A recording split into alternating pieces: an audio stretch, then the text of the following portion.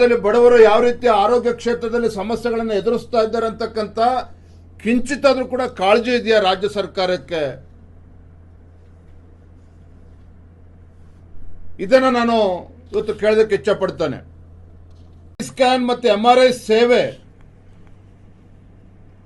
ಯಾವ ಸಂಸ್ಥೆಗಳು ನೀಡ್ತಾ ಇದ್ದಾವೆ 143 ಕೋಟಿ ರೂಪಾಯಿಗಳನ್ನು ರಾಜ್ಯ ಸರ್ಕಾರ ಬಾಕಿ ಉಳಿಸ್ಕೊಂಡಿದೆ. 143 ಕೋಟಿ ರೂಪಾಯಿಗಳನ್ನು ಬಾಕಿ ಉಳಿಸ್ಕೊಂಡಿದ್ದು ಪರಿಣಾಮ ಏನು? ಗ್ರಾಮೀಣ ಭಾಗದಲ್ಲಿ ಅಥವಾ ನಗರದಲ್ಲಿರ್ತಕ್ಕಂಥ ಬಡವರು CT ಸ್ಕ್ಯಾನು MRI ಸೇವೆ ಯಾವುದೂ ಕೂಡ ಇಲ್ಲದೇನೆ ಪರದಾಡ್ತಕ್ಕಂಥ ಪರಿಸ್ಥಿತಿ ಇವತ್ತು ನಿರ್ಮಾಣ ಆಗಿದೆ. ಗರ್ಭಿಣಿ ಸ್ತ್ರೀಯರಿಗೂ ಅನಾನುಕೂಲ ಆಗ್ತಾ ಇದೆ, ತೊಂದರೆ ಆಗ್ತಾ ಇದೆ. ಆ ಇಚ್ಛಾಶಕ್ತಿಯ ಕೊರತೆನೂ ಕೂಡ ಇರುವ ಪರಿಣಾಮವಾಗಿ ಬಹಳ ಹಗುರವಾಗಿ ಇದನ್ನು ತೆಗೆದುಕೊಂಡಿದ್ದಾರೆ. ಅನೇಕ ಹೋರಾಟಗಳು ನಡೆದರೂ ಸಹ ಇದ್ರ ಬಗ್ಗೆ ಚಕಾರವನ್ನು ಕೂಡ ಎತ್ತುತ್ತಾ ಇಲ್ಲ. ನಾನು ತಮ್ಮ ಮುಖೇನ ಇವತ್ತು ಈ ರಾಜ್ಯದ ಗೌರವಾನ್ವಿತ ಮುಖ್ಯಮಂತ್ರಿಗಳ ಗಮನಕ್ಕೆ ತರೋದಕ್ಕೆ ಇಚ್ಛಪಡ್ತೇನೆ. ತಮ್ಮ ಪ್ರಣಾಳಿಕೆ ನುಡಿದಂತೆ ನಡೆಯುವ ಸರ್ಕಾರ ಆಗಿರೋದ್ರಿಂದ ಮಾನ್ಯ ಮುಖ್ಯಮಂತ್ರಿಗಳಿಗೆ ಉಪಮುಖ್ಯಮಂತ್ರಿಗಳಿಗೆ ಪ್ರಣಾಳಿಕೆಯನ್ನು ನೆನಪು ಮಾಡಿಕೊಡೋದಕ್ಕೆ ಇಚ್ಛಪಡ್ತೇನೆ. ಅವ್ರು ಏನು ಹೇಳ್ತಾರೆ ಪ್ರಣಾಳಿಕೆಯಲ್ಲಿ ಅಂತ ಹೇಳಿದ್ರೆ, to fill up approved vacancies in all government departments in 1 year. ನಾನು ಹೇಳ್ತಾ ಇಲ್ಲ,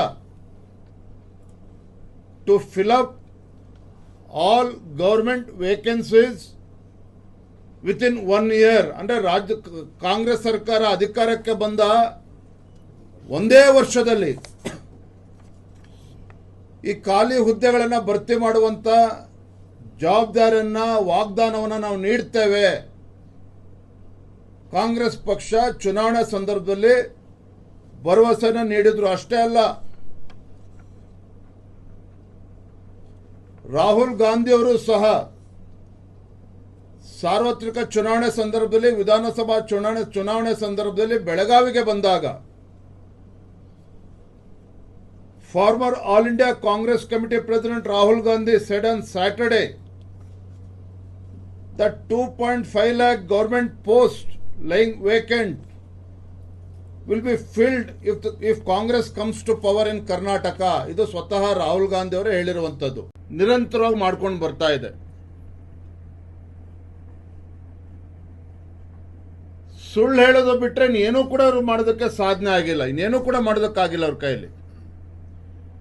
ಬಹುಶಃ ಈ ಕಾಂಗ್ರೆಸ್ ಸರ್ಕಾರದ ಮನೆ ದೇವರೇ ಇವತ್ತು ಸುಳ್ಳಾಗಿರುವಂಥದ್ದು.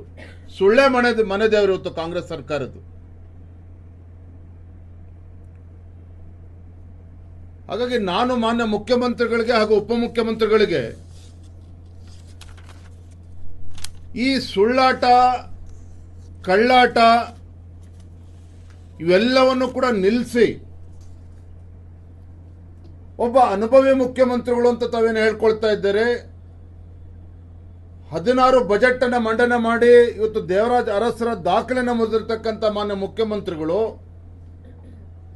ನಾಡಿನ ಜ್ವಲಂತ ಸಮಸ್ಯೆಗಳಿಗೆ ಪರಿಹಾರವನ್ನು ಕೂಡ ಕೊಡಬೇಕು ಅನ್ನೋದನ್ನ ನಾನು ಈ ಸಂದರ್ಭದಲ್ಲಿ ಆಗ್ರಹಪಡಿಸ್ತಾ ಇದ್ದೇನೆ.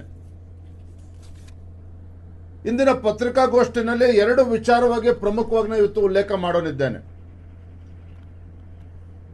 ಮೊದಲ ವಿಚಾರ, ರಾಜ್ಯದ ಆರೋಗ್ಯ ಇಲಾಖೆಯ ಪರಿಸ್ಥಿತಿ. ಆಸ್ಪತ್ರೆಯಲ್ಲಿರ್ತಕ್ಕಂಥ ಔಷಧಿ ಸಮಸ್ಯೆ ಇರ್ಬೋದು, 108 ಆಂಬ್ಯುಲೆನ್ಸ್ ಅಲ್ಲಿ ಯಾವ ಸಮಸ್ಯೆಗಳು ಎದುರಿಸ್ತಾ ಇದ್ದಾರೆ, ಮತ್ತೊಂದು ಕಡೆ ವೈದ್ಯರು ಅವರು ಕೂಡ ಬೀದಿಗಿಳಿದು ಹೋರಾಟ ಮಾಡುವಂತ ಒಂದು ಪರಿಸ್ಥಿತಿಗೆ ಇವತ್ತು ಕಾಂಗ್ರೆಸ್ ಸರ್ಕಾರ ತಂದಿಟ್ಟಿರುವಂತದ್ದು.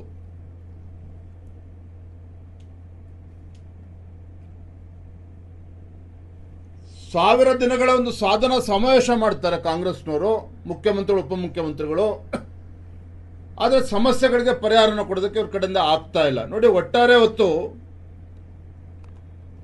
ಇವರ ಬೇಜವಾಬ್ದಾರಿತನದಿಂದ, ಕಾಂಗ್ರೆಸ್ ಸರ್ಕಾರದ ಬೇಜವಾಬ್ದಾರಿ ವರ್ತನೆಯಿಂದ ರಾಜ್ಯದ ಆರೋಗ್ಯ ಇಲಾಖೆ ಇವತ್ತು ಐಸಿಯುನಲ್ಲಿದೆ. ರಾಜ್ಯದ ಆರೋಗ್ಯ ಇಲಾಖೆಯೇ ಇವತ್ತು ಐಸಿಯುನಲ್ಲಿದೆ. ಔಷಧಿ ಕೊರತೆ ಇವತ್ತು ಕಾಡ್ತಾ ಇದೆ. ಇವ್ರು ಮಾಡಿರ್ತಕ್ಕಂಥ ಗನಂಗಾರಿ ಕೆಲಸ ಏನಪ್ಪಾ ಅಂತ ಹೇಳಿದ್ರೆ, ಪ್ರಧಾನಮಂತ್ರಿ ನರೇಂದ್ರ ಮೋದಿಜಿಯವರ ಜನಪ್ರಿಯತೆಯನ್ನ ಸಹಿಸಿಕೊಳ್ಳೋದಕ್ಕೆ ಸಾಧ್ಯ ಆಗದೇನೆ